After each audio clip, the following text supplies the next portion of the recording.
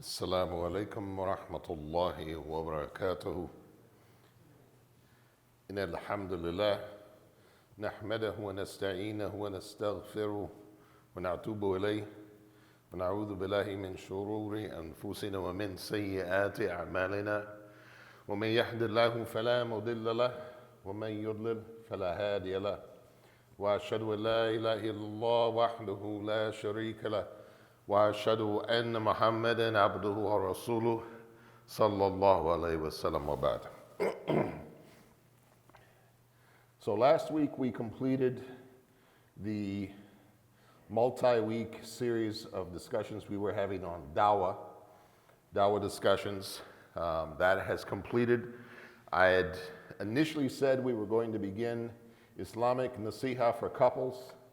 Because I am traveling the end of the month for 2 weeks, I'll be gone two of those Mondays. I'm not going to start it now so as to not interrupt it once we do begin. So I'm going to start with some random topics, relatively random topics, this week and next week, so that when I come back and we start in the first Monday in October, we can start with Islamic Nasiha for couples and continue until we complete, inshallah. Tonight, inshallah, I was going through a lot of different topics actually, trying to decide what to talk about. Eventually, what I struck upon was this. Approximately a month ago, there was a research paper that was done on the topic of Muslims and suicide. And that's going to be the topic that we're going to touch upon today. Obviously, we've got limited time because Salah comes in earlier every night. But it's not in the same context as you would normally think of. When you hear suicide in Muslims or Muslims and suicide, typically what we think about is the ruling on suicide, things like this, etc., the different fatwa, the different opinions, etc., etc., etc. That's not what we're talking about. What the paper was about and what the research was, and more importantly, what it showed, and this is why I chose it, because it was very important information that came out of this research. The researchers on this paper, there were 3 or 4 different researchers, all of them Muslims. All of them Muslim social scientists and statisticians and things like that, etc. So professionals in their fields, well versed in investigating these sorts of issues. What they found in a nutshell was that when comparing different groups of faith, Muslims, Jews, Christians, etc., Muslims committed suicide at twice the rate of the other faith groups. So Muslim or Christians and Jews commit suicide at a particular rate. The Muslims, they found, were committing suicide at twice that rate. So this runs counterintuitively to the way we talk about things like this in the community. And this is part of the reason that I wanted to bring this up, to bring this research up and bring this topic up. Because suicide in and of itself is a huge problem nationally. It's a much larger cause of death than we might realize. The fact that Muslims, who we would think and hope are immune or at least protected more than the other communities would be protected from things like this, are in fact committing suicide at twice the rate that these other communities are committing the suicide at, that's a very disturbing statistic. That should cause us a lot of concern, because that means that there is a crisis going on in many people's hearts and minds that is taking them to the ultimate bad choice, if you will.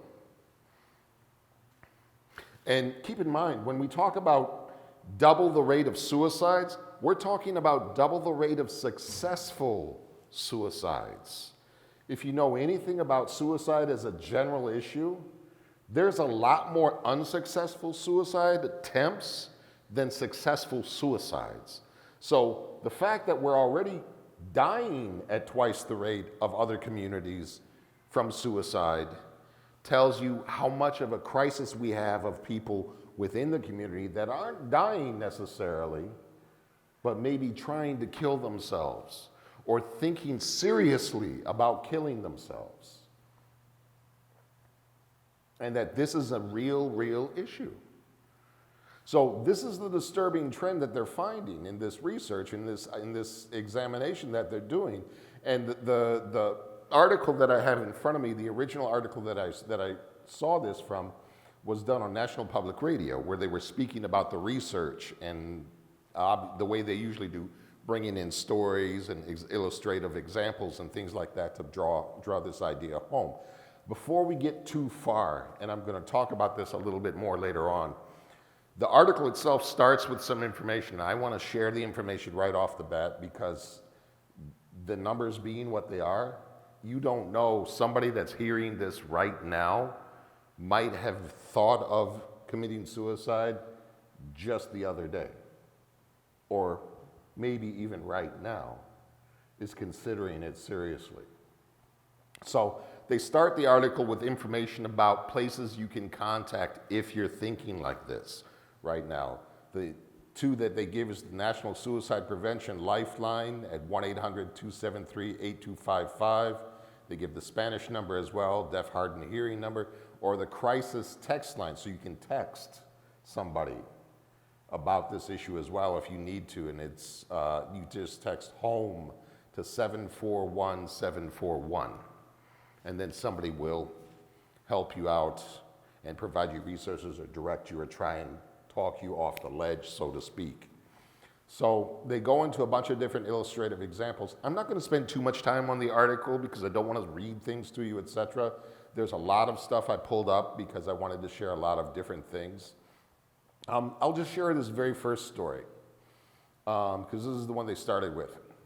So for an entire year that involved emergency room visits, legal proceedings, involuntary unemployment, and the death of loved ones, the brother in question here struggled with a depressive episode.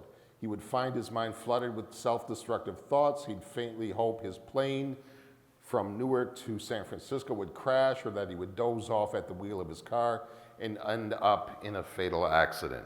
This was the kind of thinking that was going through his mind.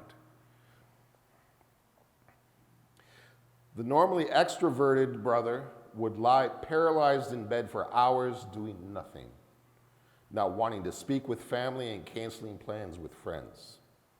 It came to a head when he found himself on the brink of suicide. In his darkest moment, he drafted a will and decided where it would happen.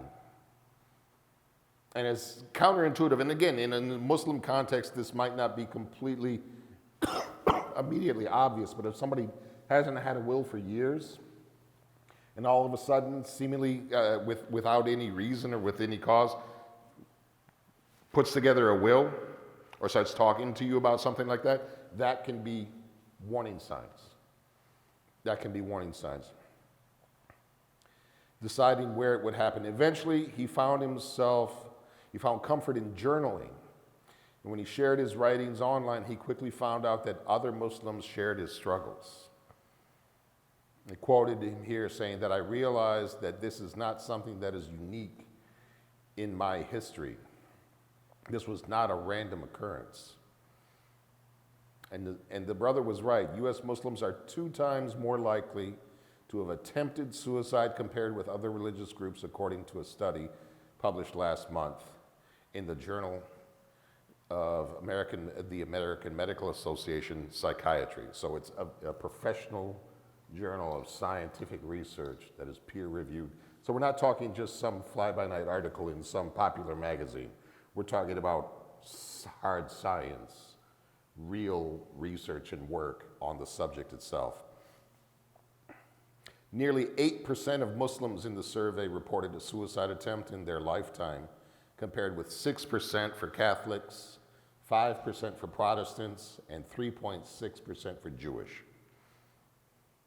Anecdotally and in clinical settings, we're definitely seeing an uptick in suicides and suicide attempts.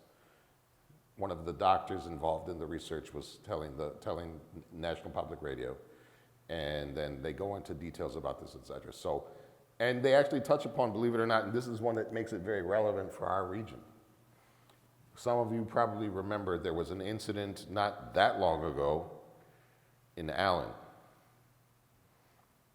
They profiled the family, and they talk about the two factors. So before they get into the profile, they talk about two factors that they believe are driving this high suicide attempt rate. So the first one is the religious discrimination, Islamophobia. The second one is the stigma. Stigma meaning the fear associated with seeking help when you're having problems like this, when you need counseling, when you need guidance, when you need support for having these sorts of thoughts, going through these sorts of crises, and you don't have somebody you can turn to in your immediate family or something like that. And so both of which they say prevent Muslim American communities from seeking mental health services. The Islamophobia, because they could be labeled as terrorist or a threat or all sorts of consequences that can come from some sort of association with something like that. Then he gets into the story about the Allen, Texas one, sending shockwaves through the community when those two young boys, 19 and 21, in Allen, just a few miles away. I used to drive through Allen on a nearly daily basis. And it's considered one of the star cities in the country. And so we're not talking some seedy location or something like that. This is a very nice community. Both of whom were battling depression, these two young men. They made a pact to commit suicide and in the process killed their family and then killed one another because it went untreated. And unfortunately, it wasn't just them, but it was their entire family that was taken with them. And so things need to happen to address these sorts of issues. We had it strike very close to home, and at the moment it happened, there was a big dialogue going around in the DFW about mental health and the seriousness of dealing with mental health issues. It lasted for a little while, and then, as you can tell, it died down. And one of the researchers said there's a very long way to go. There's just the beginning of a discussion that is happening now. It's slowly starting to happen more and more and more. And there's still the stigma and everything else. They start to get into some other examples of stories. And like I said, I don't want to delve too long into those things, etc. But the important thing to understand is the resources that we have. And I'm going to skip to something else, something first before I talk about some local resources. One of the things that is out there, and I've been trained in this in the past, I need to recertify, which is called mental health first aid. Mental health first aid is the idea that you're not a mental health professional, and it's not trying to pretend that you are.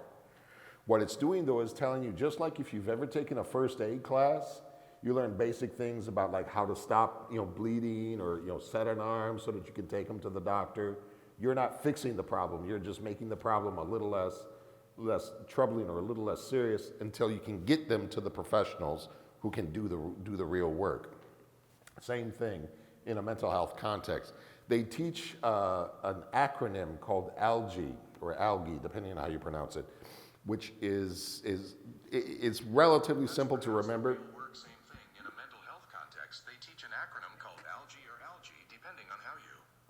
We love our smartphones. We really do. The acronym is ALGEE, A-L-G-E-E. And what it stands for is the following. The A is to assess for risk of suicide or harm, whether to themselves or others. So that's the priority, because that's the most immediate concern. If there's an immediate worry that they're either seriously ready to commit suicide any moment, they have ideas, they have plans, they have means. then you need to act immediately. 911, whatever it takes, you don't worry about making them mad, because right now your priority is saving their life. That's the priority. Once you get past that, if they're not in immediate danger or anyone else is in immediate danger, then you listen.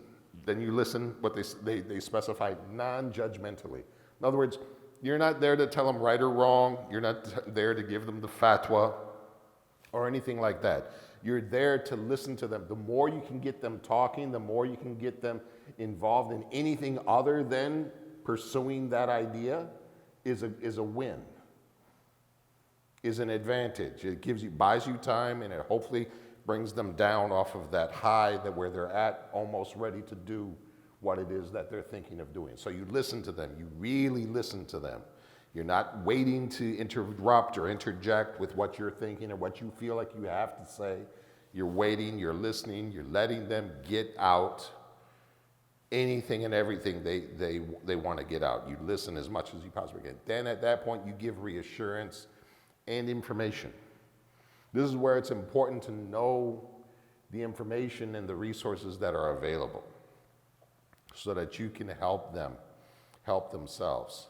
Then the very next thing is you encourage appropriate professional help. So you try to get them to go get professional help. Get the help that they need. And then lastly, but not least, you encourage self-help. Teaching things like self-soothing and things like that, etc. Go for a walk, do this, whatever. Let's go see a movie. Whatever it is, anything to get their mind off of what they're talking about, and gradually guide them towards the solution. Those are the things you worry about. ALGEE. Assess for harm, listen non-judgmentally, give assurance, educate about professional resources, educate about self-help and self-soothing. That's all. It's really not that hard to remember.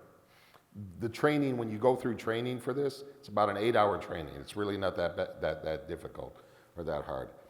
They go into much more detail about this, so you understand a little more deeply about what it means. But the idea being is that if somebody comes to you like this, they teach you how to recognize it first, obviously, and then they teach you how to engage with it.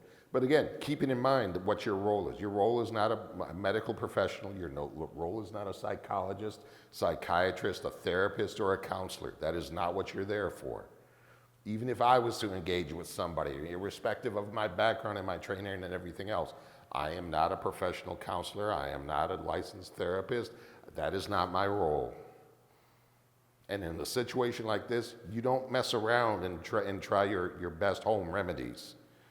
You want to get them to the professionals, because this is literally a life or death situation potentially, especially if you do the first one and you can't move any further because they're in real danger right now. So you need to be very cognizant of that. Now, when you get down to the idea of giving the reassurance, the information, and encouraging them to seek appropriate professional help, it helps to know what resources are out there. We gave the number at the beginning, the National Suicide Prevention Line, and the text number 741-741. You're texting home to that. There's some other local resources, and this is recognizing something that the study was finding, and that is something that I think a lot of us, we realize, or we even personally feel this as well. Part of the stigma that the research was pointing to about preventing people from seeking help for suicidal thoughts and ideations, as they refer to it, and everything else, is the stigma, the fear around seeking that help. So one of the concerns that people have sometimes is that if they go for this help, that these people are going to not respect their faith. They're going to give them advice that would be, non-productive or counterproductive because it would go against religious values or expose you into haram situations or this, that, or the other thing, etc. And so one of the things that's important to know is the resources that are available in our community here that are culturally and religiously sensitive. And you have two major resources that I wanted to share with you. One of them, which is based in, I believe it's Fort Worth is where their office is located, is called the Muslim Community Center for Human Services. And they have counseling and therapy services there.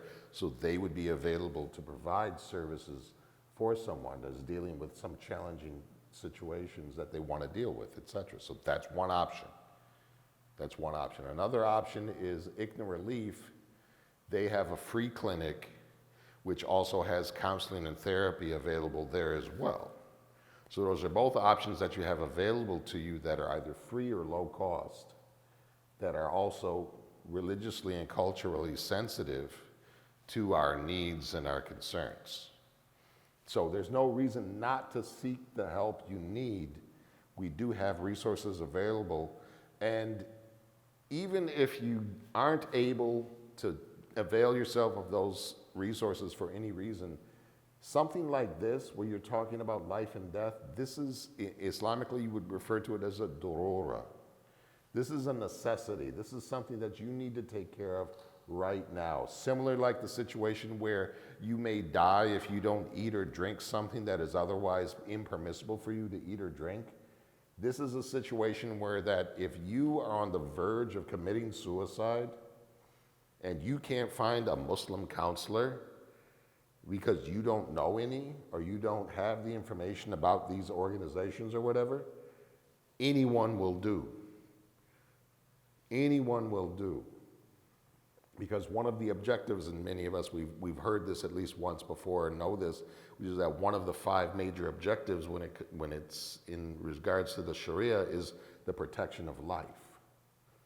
And so when life is in jeopardy, certain things that are otherwise impermissible or disliked even become permissible, or even in some cases can become mandatory.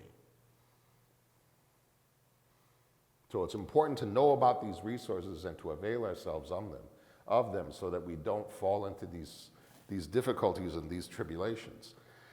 I don't want to beleaguer this too long. I wanted to provide the information, raise the issue, and stress the importance and provide resources. So again, the thing I want you to walk away with, if you don't walk away with anything else, is that acronym for the mental health first aid in approaching especially suicide, which is what it was primarily addressing.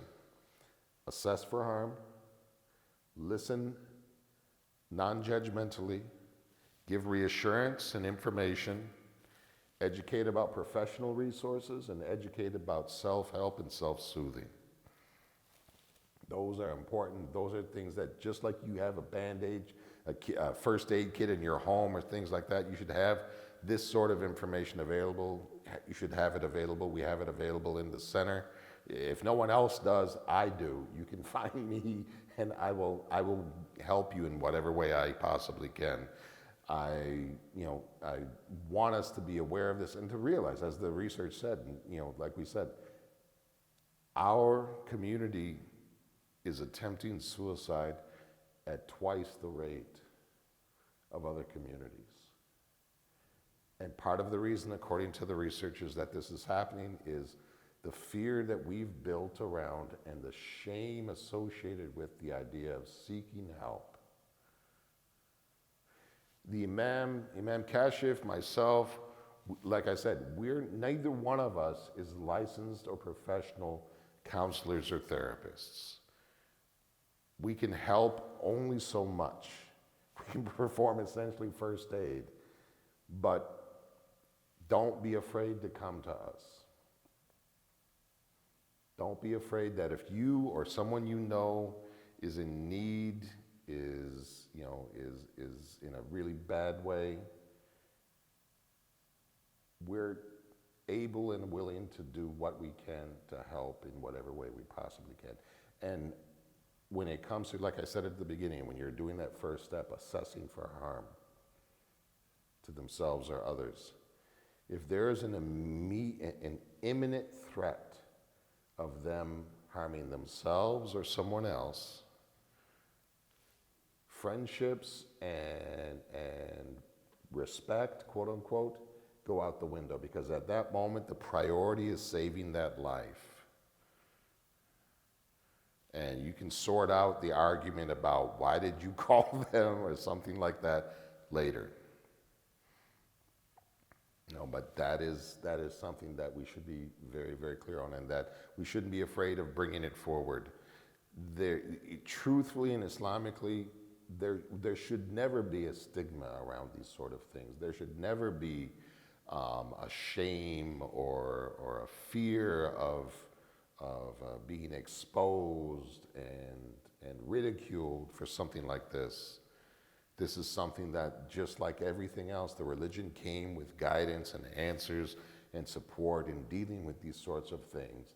And the mercy that we always like to talk about, especially when we talk about dawah situations, if we can't show that mercy amongst ourselves and be concerned for one another, especially when we're hurting in ways, the hidden hurts that are psychological traumas that bring about these sorts of thoughts, of self-harm and committing suicide, these are far more damaging and far more painful than the physical hurts that many of us ever deal with.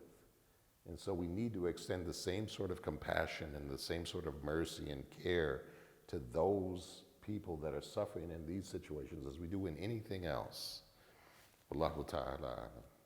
سبحانك اللهم وبحمدك أشهد أن لا إله إلا أنت أستغفرك وأتوب إليك وجزاكم الله خيرا والسلام عليكم ورحمة الله وبركاته.